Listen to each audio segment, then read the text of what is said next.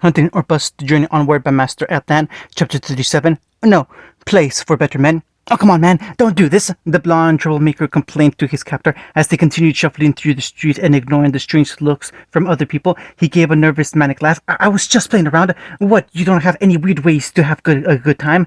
There's weird, and there's causing small explosions at police stations and training schools to scare people, the black-haired teen said as he led his bounty towards the station with a hand on his back. The older boy quirked an eyebrow while regarding the protesting blonde. For other people, but much chaos that much chaos and property damage is called vandalism and reckless endangerment. The blonde teen narrowed his eyes and groaned. Whatever. His eyes went thin and he looked up at his captor with a smug grin. You think you're the first guy that's caught me? Let me save you some time, buddy. I'm gonna get away from you. You can try if you want, he answered with a deadpan expression. I can save you the time and tell you I'll catch you again. You think I can escape from handcuffs? I heard about your little pop and run tactics when you've been apprehended before. That's why your hands are bound like this. He grabbed the blonde's arms and roughly raised them up to his face so he could see the constraints that forced his palms to touch and bind together. The rude young man cursed under his breath while his captor let a little smile come to his face. You're free to try and escape anyway, but you'll probably get the same result as holding a grenade for too long. You underestimate the great that the bounty proclaimed and waved his restraints around. If you think I'm dumb enough to risk these beautiful babies in the blast, you're dumber than you look. How dumb did he look? Other people continued to look at them oddly as the troublemaker cackled. I can break out of these things without causing a I'll be out before we even reach the station. Sure, whatever. Let him entertain himself as long as he shut up. So, Mr. Huntsman, the leader grunted as he started looking over his cuffs and trying to pry himself out of his with brute force. After he realized that wasn't going to work, he continued his conversation. Once you turn me in and get the money, what's next? He joked derisively at Itachi's expense. I mean, you obviously have nothing better to do than hunt for inspiring artists and ruin their creative flow. Your creative flow includes blowing up impounded cars at the junkyard. So what you gonna do next? He said with an exaggerated tilt of his head. Go back home, find the money pit, and pull surroundings by pretty ladies, and just dive in both senses. Am I right? Not quite, Itachi informed him. For one, I'm not a huntsman. The other looked at him in surprise and raised an eyebrow. You're not a huntsman, but you're turning in a bounty. He looked so befuddled at this truth. If you turn in a bounty and you're not a huntsman, you only get like half the reward. Still needs to be done, and it was the best source of big income he could get on short notice for him and his brother. That, or sell the sword hanging on his hip, and he'd rather die than hand over his father's sword for cash. And his brother agreed with that choice. You're not a huntsman, he totally said in confusion. But did you see the way you moved and attacked back at the junkyard? How was he supposed to answer that? You moved like a pro, the leader announced and waved around his arms wildly. You were all parkour and quick and wow and damn.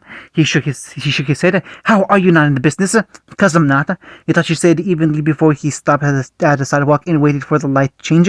What about you? You're surprisingly skilled for an artist, and that semblance of yours is exceptionally powerful despite your preference for how you use it. And how did you unlock your aura and get those skills? Were you in a training school once? Pfft, the editor just scoffed at the suggestion. Dude, you can get someone to unlock your aura for some lien downtown. It's not that hard. So you don't have a background with schools or any kind of formal training course.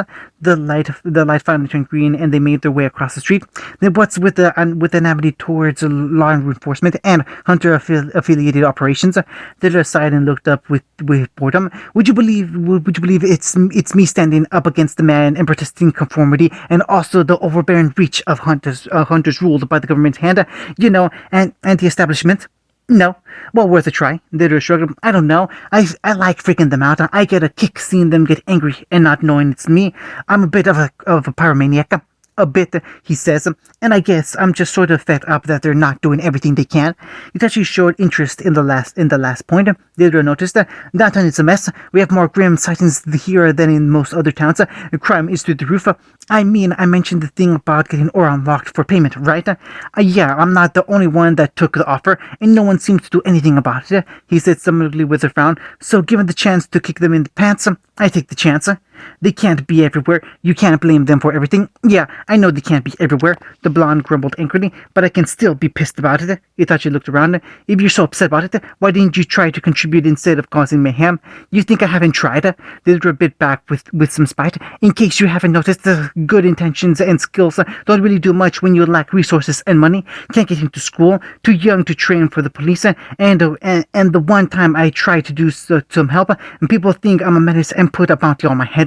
The little visible eye lowered with a scowl. If I had the chance, I'd do some good. You thought you could understand the sentiment. Sometimes he felt like he was wasting his chance to do anything to help people, make a difference. This guy might have wanted to do something similar, but right now he was just his payday. They stopped while Itachi looked around and Deidara seemed confused. Genius, you know the police station is in the other direction, right? Why'd we come into town? I just need to meet up with someone, let him know the capture was a success. For now, the blonde added, I'm still gonna get out of these things. Good luck with that. A voice behind them stated challengingly, if Itachi doesn't stop you again, I won't mind taking my turn. They turned around and saw a 12-year-old boy standing behind them with a smirk, his smile twitching into a look of curiosity as he looked up at his brother. What took you so long? I thought you'd get back way sooner than this. Sorry, Itachi apologized with a smile. He was tougher to catch than I thought. Sasuke hummed and looked the bounty over. He doesn't look that tough. Want to test that theory, little man? Didder growled through his teeth. Angered that Sasuke was underestimating him and held out his restrained arms. Undo these bad boys and we can have a quick go. See if you can put some action to these big words. Sure, we can do that. Sasuke said consentingly, and after I'm done, you can know you got your ass handed to you by both of us. The bomber was about to bite his head off before Itachi clamped a hand over his mouth and held him back. Sasuke, the older brother gave his sibling a stern gaze. Don't instigate fights. You don't want to start anything when you don't even have your semblance yet. Sasuke shot Ramrod straight, hearing the cackle behind Itachi's hand before he looked to the side angrily. He didn't have to know that. Sasuke had his aura unlocked not too long ago, so it was understandable that he hadn't discovered his semblance yet. It took some time. It took some people a really long time to get a hold of their inner ability, but when he did find it, Itachi knew it would be amazing. He wanted his brother to become strong, so Itachi wouldn't always have to worry about protecting him all the time. But even if he did become stronger than Itachi, that didn't mean he'd stop watching out for his little brother. It just gave him some reassurance that Sasuke could take care of himself if anything ever happened to him. He wanted Sasuke to be happy, but he couldn't help but think that he was failed in that aspect. They didn't have a stable home. They were always moving. Sometimes they had a camp in the woods or between migrations because they didn't have a faster way to travel. They were basically nomads. Luckily, they had mastered these skills while they were traveling with their parents back in the day. Sasuke didn't remember their parents. After the night they had lost them in that forest, he just forgot them. He couldn't remember anything, no matter how hard he tried. He must have repressed the memory. It was just so horrible for him that his mind just did whatever he could to block those thoughts out. It was sad, but sometimes Itachi wondered if he was lucky. When the memories of their bodies popped into their head, he also wished he could make them disappear, but he couldn't. Someone needed to remember them, keep them alive in memory, keep their promise. Itachi smiled, patting his brother on the shoulder. Come on, let's turn this guy in and get paid. Sasuke looked at the hand on his shoulder and then back at his brother strangely. Is something wrong? You're acting kind of weird. It's sort of unnerving. I'm fine. Just thinking about what we're going to eat tonight after this payment. Itachi and Sasuke looked at the screaming blonde, and the older Uchiha finally released his hand from his mouth. The little took a deep breath. Ugh, your hand stinks. And what's that? The Uchiha brothers looked over where he motioned and saw a few pillars of smoke rising up from behind a few buildings. Other people went quiet and looked in that direction before they heard an explosion and a few distant screams. Itachi's eyes widened in shock as he tossed Deidara to the pavement and ran towards the smoke. He yelled back to his brother, "Sasuke, stay here and watch over him." Usually he'd be far more attentive to the prospect of leaving his brother alone with this menace/criminal/artist, but he trusted his brother to handle him, and something in him was screaming to run towards this problem and fix what was wrong. When the old Uchiha rounded the corner, he saw frightened civilians running around desperately and cars toppled over in destruction. He saw dozens of people dressed in pure white and black uniforms with a red beast over 3 claw marks on the back. They were brandishing swords and guns, hiding their face behind strange grimaces while they brought destruction to the town square. The cops tried to open suppressing fire but couldn't get good shots with the civilians while the civilians were in the way. Itachi took a moment to notice the attack force were all on it. Suddenly, one man jumped on top of a burnt out car, and it got the people's attention. The young man was dressed differently than the other soldiers, dressed in a predominantly black tailcoat suit with a more sinister-looking mask. He had red hair and the tips of horns peeking out from his crimson locks with a katana and large sheath in his hand. One cop took the chance and clear shot to open fire on the man, but it failed as easily unsheathed his red blade and sliced the bullet out of the air. Itachi narrowed his eyes, recognizing the skill it took to pull off a move like that almost instantaneously. This man was strong. He sheathed his weapon and announced loudly for everyone to hear, "This town was built and raised on the back of honest laborers many years ago, yet they were never credited for this accomplishment or provided adequate compensation. Not only that, but when this town was open, the humans had the audacity to deny the Faunists the right to live here in the town they made. Well, this injustice will be ignored no longer. Tell your friends, tell your family, spread the word, and heed my warning." He raised his blade in the air and roared, "If the Faunists continue to be treated like this, then you shall feel the wrath of the White Fang." The soldiers screamed and cheered in agreement as they continued to rain mayhem in the city square. The White Fang, the Faunist Peaceful Equality Group, well, apparently they weren't following that peaceful protest creed any longer. This was terrible. Itachi watched the carnage being wrought by these people as people, by these men as people, and some humans and even some other Faunists. These men weren't enforcing justice. This was terrorism. They had to be stopped. Itachi made a decision in that instant. In the next moment, he was already off to fight. He charged directly at one of the White Fang members that was wildly firing with the machine gun. He seemed to only notice his approach at the last moment and turned his gun towards Itachi to open fire. But Itachi made the last few feet in a leap, slamming his knee into the man's chest that slammed him into a car door as hard as the window shattered. He had passed out and was toppled over, but Itachi grabbed his gun while he still could and disabled it. He slid over the top of the car and spiked the gun sharply into the side on another member's temple, knocking them down. When he touched the ground again, he looked up to see several of the White Fang members had now taken notice and were charging in to attack. The front attacker was gripping a katana tightly and was running in with a scream before swinging at him wildly. Itachi ducked and weaved around the slashes, easily noting their pattern and realizing that these soldiers didn't have much formal training, if any, with these weapons. One slash came to his head and he ducked and slid under it, grabbing the soldier's leg and flipping them through the air before lashing out with a back kick that ricocheted them into a car. He faced forward and pulled his sword out quickly to pair a blade coming at his side. He fully unsheathed his heirloom and swatted the strike aside easily before disarming them completely. He turned, kicking up and spinning in the air, striking the soldier with a kick to the face. The elder Chica landed and slid his sword back into the sheath in one fluid move. Ha! He jumped back to avoid the knife cut coming down his head. He stayed on his toe and watched this new soldier spin a knife around his grasp with some skill. This new challenger lurched ahead and started swiping at Itachi's vitals, aiming for his neck and eyes to disable him. Itachi evaded the strikes and kept his defenses up for any surprise attacks. He saw another White Fang member charging for them behind this one with the knife, and Itachi realized that he was outnumbered. He couldn't waste any more time. His eyes shifted to a blood red color, and he was more aware of everything happening around him. He saw his attacker pull his arm back and ready to swipe at Itachi's chest, but Itachi raised his arm up and blocked his forearm completely before it could reach full swing. The White Fang member was trying to pull back, but Itachi snapped his arm around his elbow and palmed the hand gripping the blade. He applied some force, bending the elbow and pushing the blade forward until it stabbed through the sternum of its own user. Itachi's eyes widened as the soldier let out a dying gasp and started falling back. He realized the gunner had stopped and was raising the gun towards him, so he acted quickly. He reached out, wrenched the knife out as the body left backwards, and giving him a clear shot, he tossed the blade with power and watched as it planted itself between the eyes of the oncoming gunner. He let out a little gasp before her body lost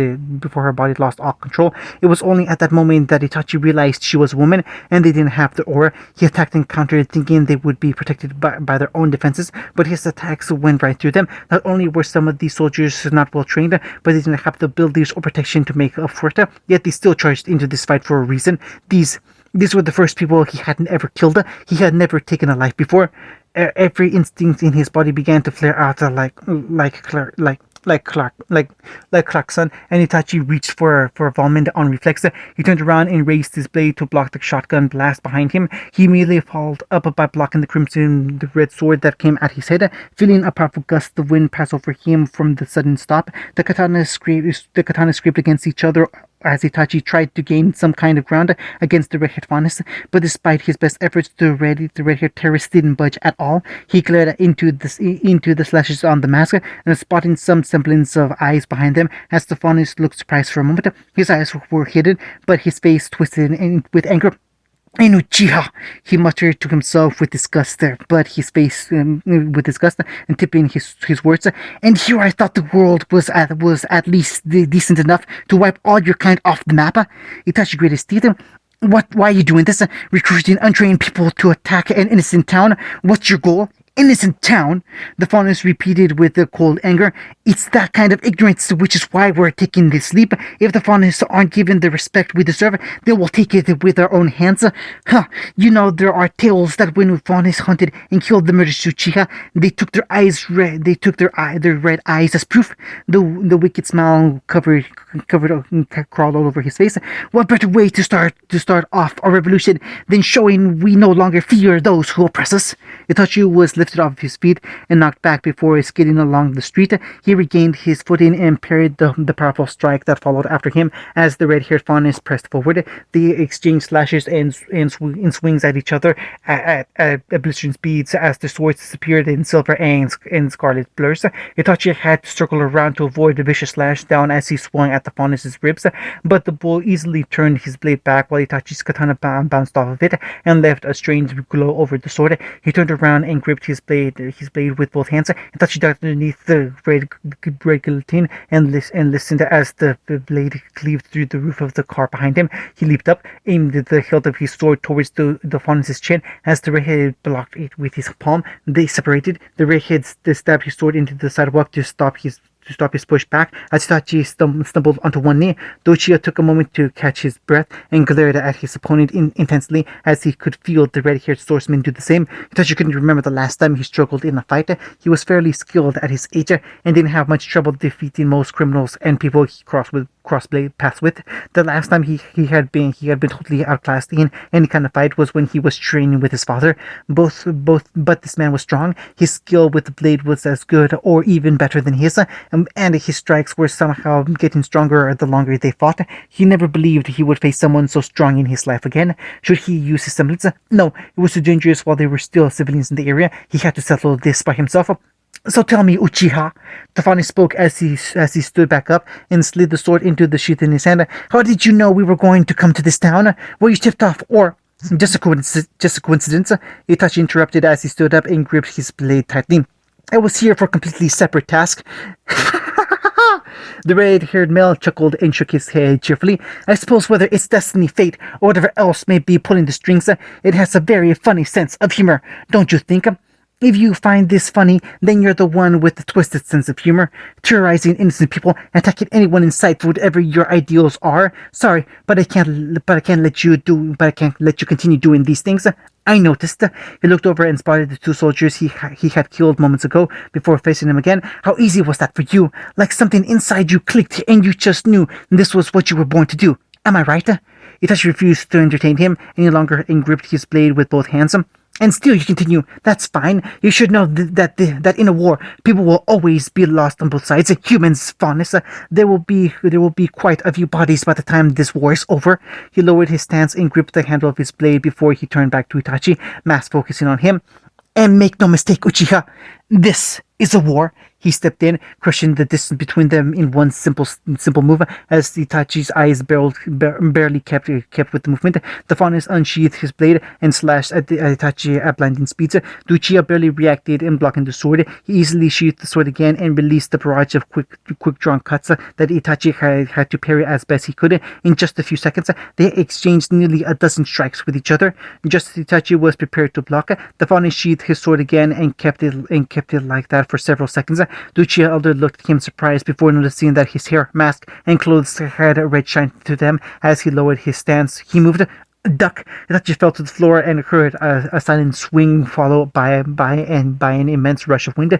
The force from the Faunus' blade slashed with so much power that the air pressure cut through a building's wall several feet behind him. He looked back in shock before turning back towards his foe, who was standing in the street like a statue and slowly putting his blade away again. He couldn't have asked this anymore. Whatever the risk, he had to face this fight at full power now. He looked up, focusing his gaze at the redhead. Itachi! The bull Faunus reacted to the call and turned around to block the knife that came from the back of his head. His masked eyes crossed with Sasuke's newly formed red as he used the knife to cut against the red sword. Itachi recognized it as the knife he had used to kill those two Fang's members. And despite the shock that Sasuke had finally achieved his semblance in this dire moment, Itachi was terrified that his little brother had charged in to fight an opponent overwhelmingly stronger than him. But as their blades continued to scrape against each other, Itachi noticed Sasuke's hair and skin take on a light purple glow. It was identical to the way the red-haired man glowed a moment ago. Was Sasuke copying this man's semblance? After a moment, the Faunus jerked his blade aside and completely shattered the knife in Sasuke's hand. The younger brother was shocked as he fell back with the broken hilt, and the red-haired tourist prepared to finish him. No! Itachi charged in and knocked the blade aside before forcing the Faunus leader to jump a few feet away from them. He stood defensively in front of Sasuke and aimed the tip of his blade ahead at the masked swordsman. Two of them. He let out a disgruntled sigh and shook his head with a grimace. I suppose the story is that your bloodline had died out with just an unfortunate fantasy. He noticed the sound of incoming bulkheads and even more sirens. He sheathed his blade and yelled out across the square. That's enough! We're retreating! Itachi noticed the remaining soldiers falling back and escaping before they were outnumbered. Itachi stepped forward to stop them. Don't worry. The redhead spoke as he drew his sword quickly and slashed the car, watching it smoke between them before finally looking between them. We'll meet again.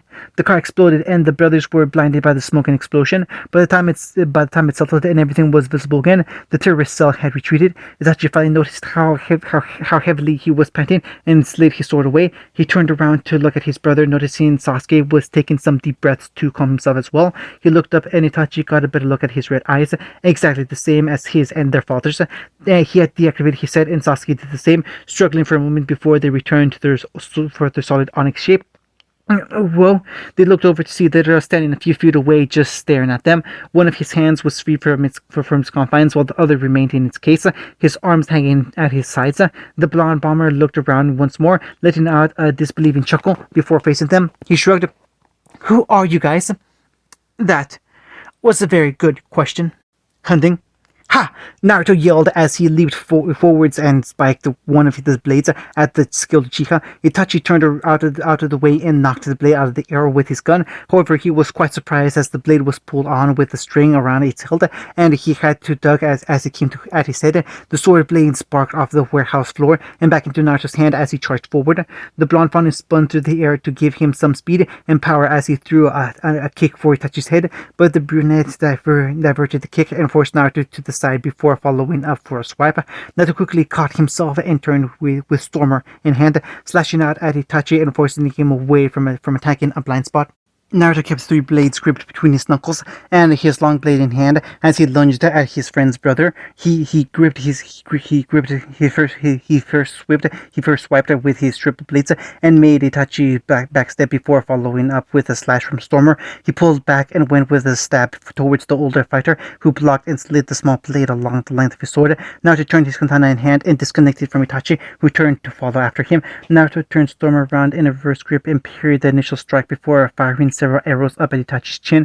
Uchiha leaned back to evade before flipping back to avoid the following shots. Naruto dropped the knives from his fingers and let them hang on the end of their wires. With a mighty yell, he spun the blades around and lashed out to Uchiha. Itachi dodged and let the blades tear through the mannequins and crates. He jumped to the side as Naruto pulled the wires in and made an attempt to catch him in the slashes.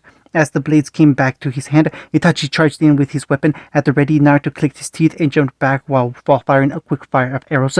Itachi's eyes turned blood red, and he easily weaved through the arrows, but before closing the distance between them, Naruto swung into his head, but Itachi lurched forward and landed a cut along Naruto's abdomen. The Whisker Teen grit his teeth, stiffly in a gasp as a splash of blood seeped from his wound. He ignored it and let out a roar as he pulled the blades in, and they slammed them into Itachi's back. The Uchiha went tumbling past him as Naruto fell to a knee and held his wound tightly to stop any more flow. Itachi laid on the ground for a moment before jumping back to his feet and rotating shoulders. He turned back around, completely guarded by his aura. As his red eyes focused on Naruto's downed form, he looked down at the blood covering the blade and nodded.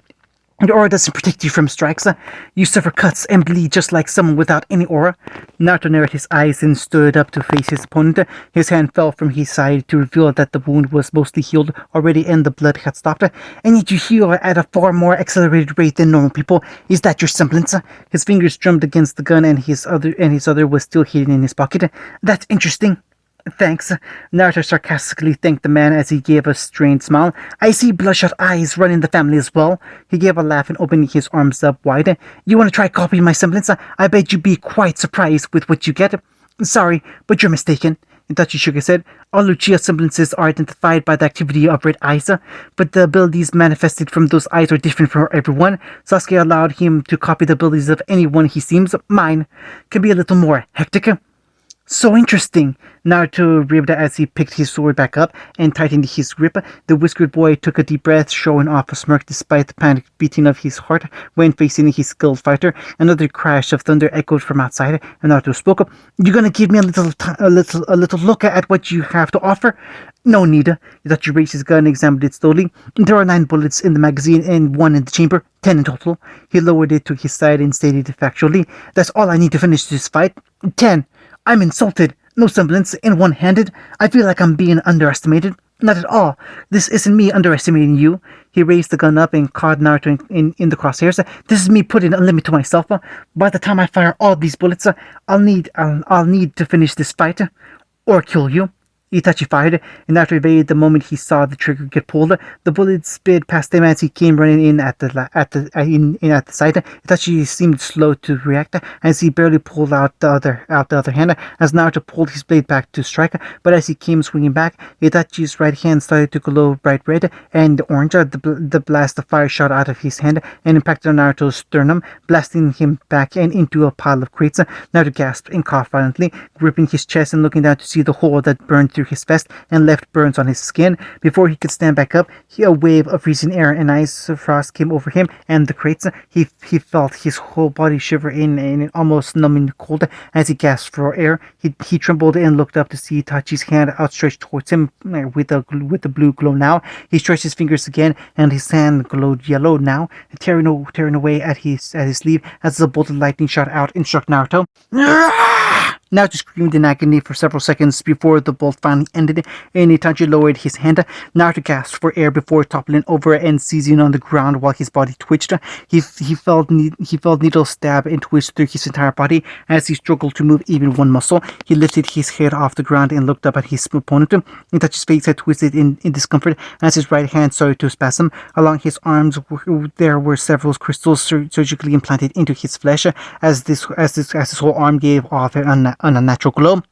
"Dust," Naruto stammered as he pushed himself up on his hands and knees, panting. You force dust in your arm? I need every advantage I could to face the White Fang. They're getting stronger, more bold, more dangerous." Itachi struggled to close his hand again before a green glow emanated from the skin.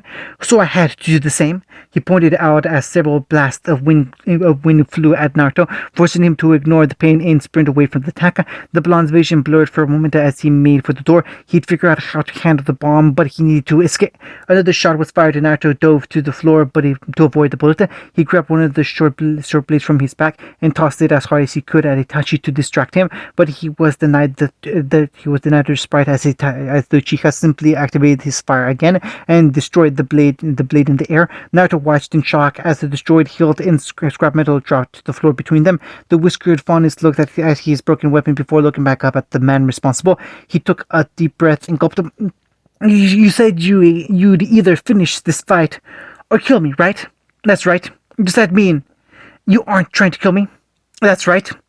Naruto was baffled by his decision, asked, "Why?" "Because," he raised the gun again, "I'm not the one that has to do it." "Hunting?" No matter how long or intently they stared at the picture, it didn't change in the least. That town was still on fire. Naruto still had fox ears on his head, and he was still dressed in a white fang outfit with half a mask and half of his face in blood. Sasuke watched his friend's reaction through a dirty mirror along the wall of the warehouse. Even though they couldn't speak right now, their expressions were enough for him to understand what they were feeling. He lowered his head sadly, enough for him to understand exactly as they walked back around him.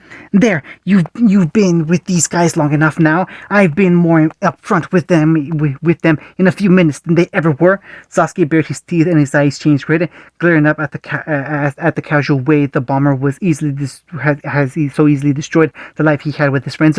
Vidra just narrowed his eyes and scowled. Don't look like you're the victim here, Brat. This is all you're doing. This is your fault. Just stop, Deidre. The snappy blonde and some of the students looked over to see the blue-haired woman step away from the spot she had propped herself against. She crossed her arms sternly and glared at Deidre with disappointment. Stop tormenting him for your own self-satisfaction. It was amusing when you pranked him years ago, but now it's just cruel. Yeah, I bet you know a little something about cruelty, don't you? The bomber snapped and earned an angry glare from the ponytailed woman. Well, tell me then, Gurren, do you know why I might be acting cruel? He asked rhetorically as he exaggerated his words. Why I might want to torment this little stain? Because you're extremely spiteful and vindictive. What? I said you're spiteful. Over on the other side of the warehouse and sitting by the weapons they had confiscated from Sasuke and Team Ruby, the green-haired man was sharpening his pronged swords with a whetstone. He was strangely calm as he sharpened his sword and spoke out to the explosive fighter. You've always been like that, Deidre. You're like a very eye for eye kind of lifestyle. If someone hits you, you hit back. When we insult you, you come back full force. Itachi has been very worried and afraid for what Sasuke has been in these last few years. He gave a light wave of the situation around them. You decided to take it in on yourself to return that worry and panic on him in full force. That's just the sort of guy you are. Deidre's mouth opened and shut several times, trying to find an argument to use before he grumbled and threw his arms up. There was just no getting to these people without them bitching back at him. Jiren, Reika, and the two others, the members looked over at the boy kneeling and facing away from them. He raised his head a little, daring to look back at them, but knowing he'd just get struck and forced back before he could. You joined them on this? That's right. Raiga evenly stated. Why? Because we owe Itachi everything, Gurren said as she stepped forward, making sure to stay out of Sasuke's sight so that he couldn't copy Crystal. You know where we come from before we joined you. The emptiness we felt, the darkness we were saved from when we were given the chance to fight for a purpose. We owe your brother our lives, Raiga added.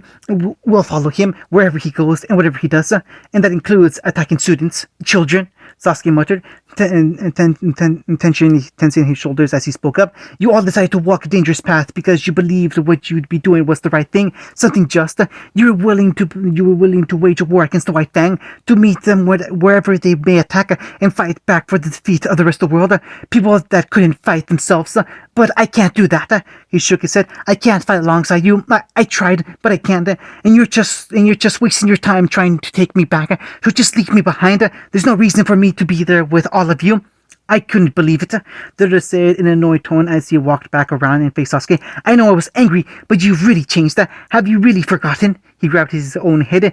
Have you gone so damn blind you can't even fucking fathom the reason we might be here right now? The younger Uchiha looked up at him slightly. He's your brother. You're his blood. Deidre laughed derisively. God, I remember a time when that actually meant something to you, but I guess you must have just been faking it back then too, right? Did you ever want to see him again? Did you ever think about coming back to Itachi's side someday, or even just to see him, the last of your bloodline, the only other member of your family, the man who raised you from childhood after your parents died, your brother? Sasuke's eyes had widened and he was reeling back from what Deidre said as the bomber continued. Did you know he basically went on a crusade to try and find you? He hit every White Fang hideout we heard about, attacked every rally he could find. His rampage was so fierce that the leaders of the White Fang finally started to take notice of the fact that there was an Uchiha capable of stopping them. Big lowered her head sadly, remembering the anger in her partner's face years ago. She looked at the back of the young swordsman and could feel his fear continue in the surface.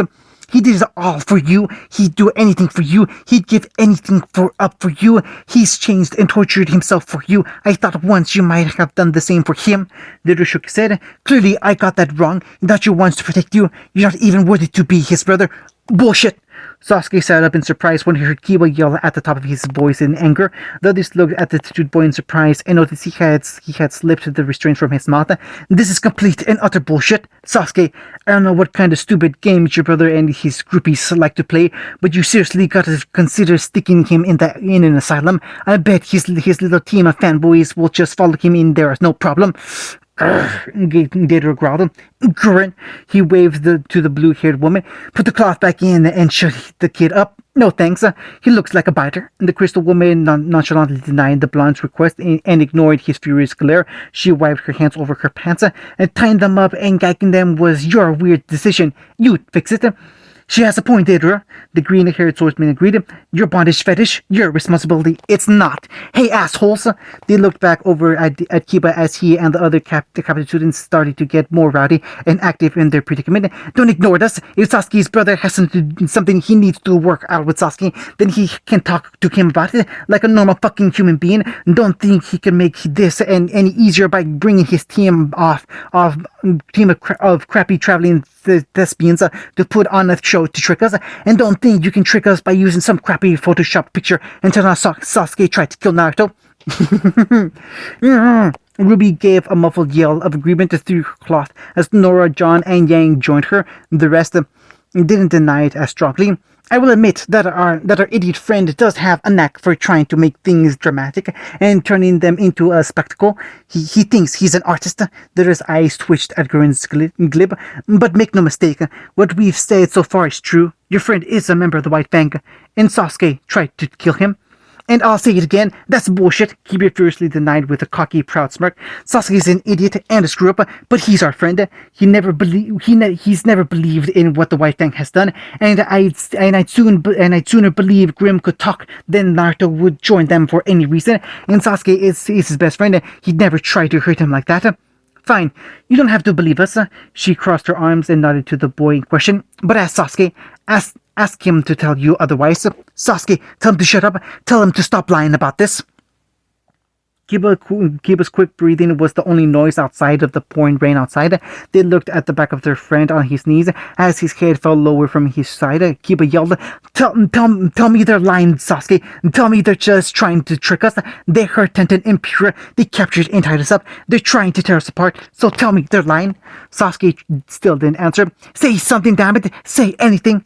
Sasuke raised his head to look into the mirror again to see their expressions. Kiba was huffing and flaring his nostrils in anger, his eyes trembling as he realized what Sasuke's silence said. Ruby looked scared, and Yang seemed to get angry with each passing moment. Tenten was still unconscious by Kiba's side. He was thankful he didn't have to see her face when she learned about what he and Naruto were. And John's eyes looked like they were about to water, and he looked down at Pira just to focus on something else.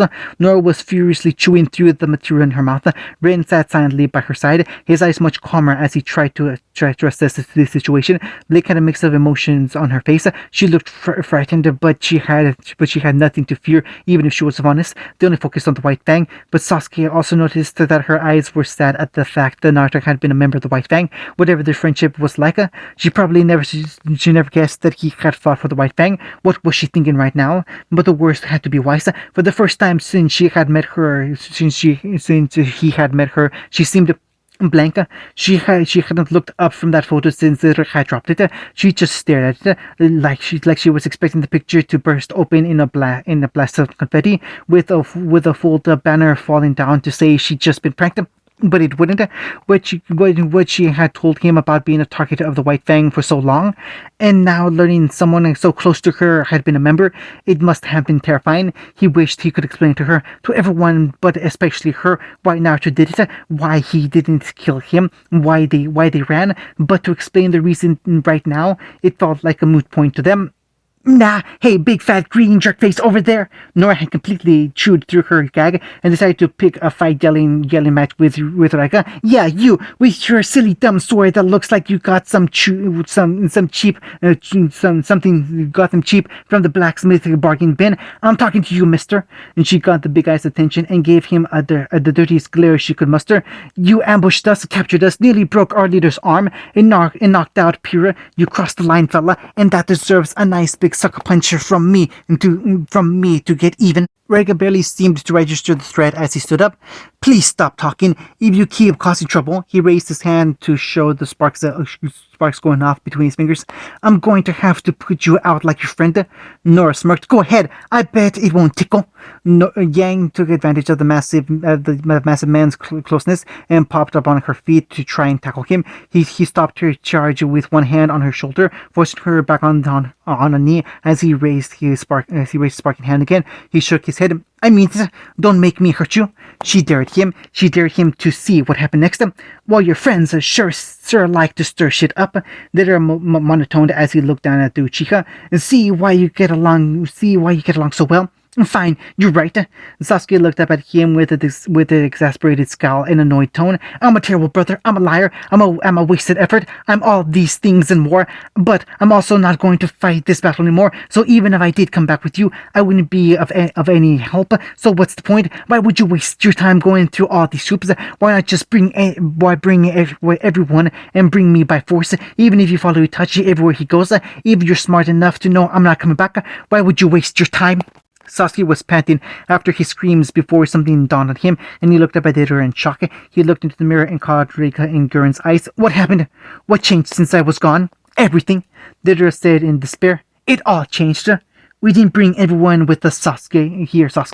Guren crossed her arms and looked down sadly. Because we can't afford to all be in one place anymore. We lost a lot of people since you've been gone. Most of us, in fact. What? The White Fang has changed. Reika spoke after the rumbling of thunder. Something happened to them. They're doing things differently. They're not attacking finance workshops or old towns or mine sites anymore. They're acting differently. This got the students' attention as they looked up at the green-haired man. He sat back down against his barrel and picked up his sword. The White Fang have gone into hiding. They're acting more militaristic, more efficiently. We got word of their locations, but when we got there, they've already moved out. Their movements and tactics have changed drastically. But it's not just that. They've got something. Grim picked up. We don't know who or what, but they've got something different now. We got word of a hideout they had on the edge of Akio a few weeks back. We went to go crash it and take out who we could, but when we got there, we saw this thing. She struggled to find the proper terms to describe what she saw. It looked like a man, but he was covered in aura. It flowed off him like air, and it looked white like milk. We tried to fight them off, but he moved so fast like a bullet. We could barely react in time. Before we knew it, the whole of the town was nearly destroyed. We got out of there before they could catch us, but 4 of our guys succumbed to their weapons. She scoffed in disbelief. He broke through their aura like cardboard paper and snapped them apart like twigs. It's not just for Itachi, Deidara stated as Sasuke looked up at him. We need all the help we can get, and you have a skill that can match and fight that power, so we need you back, no matter how much it makes me want to throw up. The younger Uchiha took a moment to think about what they had said. The White Fang had changed. They were becoming more organized, more focused, and they were gathering up some kind of new power to help them reach the goal, something so strong that even Itachi couldn't handle it alone, so they came to bring him back, get some ground to stand against this new threat, maybe hope that his semblance could copy whatever power the White Fang had found. That she confronted him first to try and convince him, but he tells him he doesn't want to fight anymore, so they decide to involve his friends, get their attention, separate him from Naruto so that he won't change his mind. But he wasn't here now. Why would he keep his friends around? And what was Itachi going to try and kill Naruto himself? Why did you bring us here? Deidara looked up at him, pulling his attention away from the commotion the others were causing. As Sasuke asked with distress in his voice, why did Itachi have to face Naruto alone? Why are you keeping them here with us? He felt like he already knew the answer, but the fear was so gripping that he had to know the truth. What's going to happen? Deidara looked back up to see the hunters in training trying to rile Guren and Raika up for an opening, but his comrades were dealing with the matter, so that left him to speak with the traitor. He bent down on one knee to face Sasuke directly and said in a hushed voice, we need your strength, Sasuke. It can be about Itachi's love for you, or us forcing you back. But you can say that you won't fight. But at the end of the day, we need your power to win. So we need you to come back. Sasuke's face twisted in a scowl as he growled, fine, I'll come back. No, Deidara stopped him halfway with a slow shake. No, it's not that easy. We can't trust you anymore. Not like we did. You can say you'll come back with us as much as you want, but the truth is that we can't be sure that one day, one night, when we least expect it, he pointed back at his friends, you'll abandon us again, go running back to the little life you've been trying to make. So we need to put an end to it. Daedra, Sasuke's eyes went red again. If you hurt them, no, we're not going to hurt them. Don't forget that we're on the side of helping the innocent, and even if this might be stretching it, we never had the intention of hurting any of them. Deirdre looked down, but we need to cut your ties with this lifestyle, and we also need to make sure you can fight this fight, even if we have to force you to do it. And so we thought we might have to kill two birds with one fox. It was silent between them for an instant. All the arguing and yelling and rain and thunder petered out. Sasuke stared at the blonde in front of him, his eyes slowly widening in realization. No. I thought you went to capture him. He's probably on his way here right now. And when he arrives, and when we capture that criminal in front of you, you're going to finish what you started. I won't. Sasuke shook his head. I won't do this. Fine. The blonde shrugged. Then we'll take him with us, wherever we might go. We'll use him for information. Find out whatever we want from him. He doesn't know anything. We won't know until we try. And if we have to give him up in case the White Fang comes chasing after us, that's fine too. Deirdre's face never changed from its stalwart glare while looking at the boy. Do you remember what the White Fang does to traitors, right? What happened to the people that ran away and never came back? Do you really want to put your friends through that? The ones that were found, that were recovered, were taken apart, and they barely looked like people anymore. And if they tried to get the information out of him, they might have put him through torture, pain and torture from a vigilante group, or a slow death from the scorned terrorist organization, or he made his choice, Sasuke, and now he has to pay for it. And question is, do you think he should suffer, or should it be quick? Fine. Say it louder. Deirdre stood up again and crossed his arms. Say it so they'll know. Fine. The argument went quiet behind him. As Sasuke looked into the mirror again, he could see his friends turn to look at them. He closed his eyes, lowered his head, and said the cursed words. When Itachi brings Naruto here, I'll kill him. Hunting. Naruto jumped out of the smoke after the heat felt like he was being cooked alive. He stumbled over the ground before he saw Itachi running towards him with his hand glowing blue. He slammed it into the floor and created a sheet of ice that spread out towards his feet. Naruto ignored the pain and fatigue over his body as he sprinted and jumped over the expanded ice before it could get to him. He turned in the air and threw one of his small blades at the Uchiha. Itachi easily dodged the blade and swiped his knife up to cut through the wire, detaching the blade completely as it clattered to the floor behind him. He turned around and threw a mule kick out into Naruto's crossed arms and sent him soaring back over the ice. The blonde fondness rolled along the ground before forcing himself to stop and regain his bearings. He pulled the last blades he still had in his possession and spun them in his hands before sprinting forward. Itachi raised his weapon in return and dashed in to meet him. Naruto swung his blades in and heard them stop against the blade along Itachi's gun. He separated from his opponent and swung out to feel Itachi's block and step into strike. Naruto ducked and dove from his legs, turn over the ground to slash out as Itachi leapt over him and blocked. The blonde braced on the ground and jumped back up, swinging his sword out and forcing Itachi back. The Uchiha slid in, wrapping his arm around Naruto's extended arm and attempting to bend it, but losing the grip as Naruto jumped over and slipped his arm from his grasp.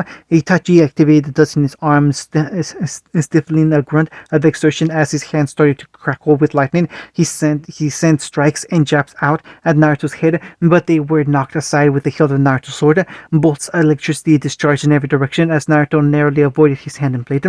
The blade cut through his shoulder as Naruto landed a fist against Itachi's cheek. A palm strike and a shock of electricity landed on his ribs as his uppercut connected to the Uchiha's chin. For every hit he received, he gave one back to his friend's powerful brother. He knocked Itachi's weapon back and brought both blades down like an X towards Itachi's chest. However, the Uchiha caught both blades where they overlapped and changed his property to ice as the short swords froze over with the quick tense of of his grip and a sharp pull. The once hard steel broke apart like brittle ice. Naruto quickly aimed his hilts at Itachi and fired a rapid barrage of arrows at him. Itachi was forced to retreat, blocking some of the arrows while the others landed over his body and aura. The arrows flew for several moments before Naruto heard his hilt click empty with all their ammo gone. The fawn slowly lowered his arms and dropped the broken blades by his feet. His throat was dry and sore and hoarse. The breathing was uneven and haggard. Naruto could taste blood in his mouth and could feel where the blood from his healed wound had dried over his body. Even if there were no more lasting words, the ones that he had received were so painful that he could still feel a phantom itch where they hit. His eyes wandered over the warehouse and spotted where his blade had been knocked away, embedded in a stray mannequin or crate. A Stormer was fortunately behind him now, with his back to the door, exit blocked with a booby trap. His eyes slowly turned back to his enemy. While he did get some good hits in, Itachi hadn't received nearly as many attacks as him, and no matter how much he moved or dodged, Itachi always seemed to find a way to hit him again. This guy was too strong. Itachi slowly opened and closed his hand while making sure his supply of dust hadn't run out. Yet after he was sure that there was still substantial dust to use, he looked up to the tired blonde. You are very skilled for someone your age. I can see why Sasuke respects you so much, and how you've managed to fight by his side so well. But you're nearing the end of this fight. Itachi looked down at his gun. I've fired 9 shots now. You remember what that means, right? Shut up! Naruto snapped at him fiercely with a snarl from his teeth. I don't need your constant update about how you're going to kill me. I told you I'm not going to kill you, and I offered to make this go faster. You also said you weren't going to be the one to kill me, which means you want someone else to do it. So excuse me, but given the chance, I choose to fight. The blonde slowly stood back up and stumbled to turn around for his katana. He picked it up and noticed that it was lighter than usual. It was out of arrows as well. He clicked his teeth and turned back around. I'm not ready to lay down and die just yet. Itachi watched the younger man face him again with the sword in hand, ready for one last dance against him no matter what happened next. In the time they've been fighting, Itachi noticed that more than his agility and ability, this boy excelled at being tenacious. He refused to stop fighting or give up, even against an opponent that with better skills and more experience. He was determined to come out on top. If he were any other man, these traits would be quite admirable, but this wasn't any other man. May I ask you something? Why are you fighting? Naruto stared at him strangely as Itachi continued. Somewhere deep inside you, you have to understand what you've done. He tried to reason with this man so they could finish this easier. I know you probably believe what you are doing was for the benefit of the Faunus, but what you do, that's for the benefit of the people that were victimized by the White Fang. All the lives lost, the homes destroyed, the people that were ruined by your actions are the ones we fight for. If you understand that, and you truly care for your friends, then just lay down your weapon. Shut up. You can't still think I'm wrong. I didn't say you're wrong. I said shut up. Itachi watched Naruto as he calmed his breathing after his spiteful outburst. Even after calming down, his scowl and glare never faltered from Itachi's form. I don't need you to come here and tell me what I already know. I know what I did, the people I hurt, and despite why I did it, I know exactly where I'm going when I clock out. The blonde said all this without a single shift in his voice, recounting this to his attacker. But I can't focus on that right now. He closed his eyes, remembering the faces of his friends, his laugh at Beacon, and his father again. He opened his eyes with a glare and slammed his fist into his own chest. I want to make up for what I've done, and I can do that here. I have something I gotta do, and until I've done it, I'm not gonna die just yet. He raised his blade up towards Itachi. So once I'm done kicking your ass, I'm gonna go over to that other spot, and I'm saving my friends in Sasuke. Sasuke's my brother. He was never in danger to begin with. If you were really his brother, then you stop forcing your brother to be a part of this battle. Naruto pointed at himself. As far as the family goes, I'm a better brother than you. Itachi merely narrowed his eyes in contempt before raising his gun. Naruto held his blade tightly as the hammer cocked back. Are you ready? Naruto's answer came by way of the tightened grip of his sword. He raised it higher in defense, while his whole body going still as he prepared for the next shot. When it came, he needed to dodge. He wasn't sure if he could deflect a bullet when he was this exhausted, and even if he did, Itachi would take advantage of that moment to attack. But if he dodged when it came, he could dash in and attack. He had to do it before Itachi could activate his test again. Even if he could overwhelm the Uchiha before he could attack, he'd bring down his aura reserve and finish this fight. Then he could get to his friends, his siblings, should he Now, too risky against someone as skilled as this. He couldn't afford to lose focus. He just needed to end this. He saw Itachi's finger tense on the trigger. Naruto grit his teeth and leaned to the side as quickly as he could. Before Itachi could compensate for the change, he heard the gun go off. The bullet whizzed by his head and away from him completely. He yelled and shifted forward. Where was I aiming? And that's when Naruto heard something. The bullet break through something followed by a high-pitched tone. His eyes widened in shock before he looked over his shoulders. The booby trap. The bullet shattered the dust and the whole mechanism started glowing red. A violent explosion went off behind him, exploding his senses with a deafening sound and blasting him off his feet from the shockwave. He let out a soundless gasp before opening in one eye and seeing Itachi had sprinted in while he was knocked forward. Itachi's red eyes glared and he slashed, leaving a deep gash alongside Naruto's stomach that spewed blood. He reached out and touched the wound with his glowing blue hand, and flash freezing the wound in a line of red ice. Naruto's sword clattered to the ground as his body bounced and tumbled over the floor. He came to a slow stop and his whole body laid motionless on the floor. The Uchiha lowered his weapon slowly while lightning and thunder struck outside. The smoke from the bomb was sucked out by the torrential wind of the storm. When it was all gone, Itachi turned around to look at his foe. The red streak of ice along his stomach stopped the blood from leaking out, but the pain had been so bad that he passed out. He couldn't fight anymore. This fight was over. Itachi had won. End of chapter 37.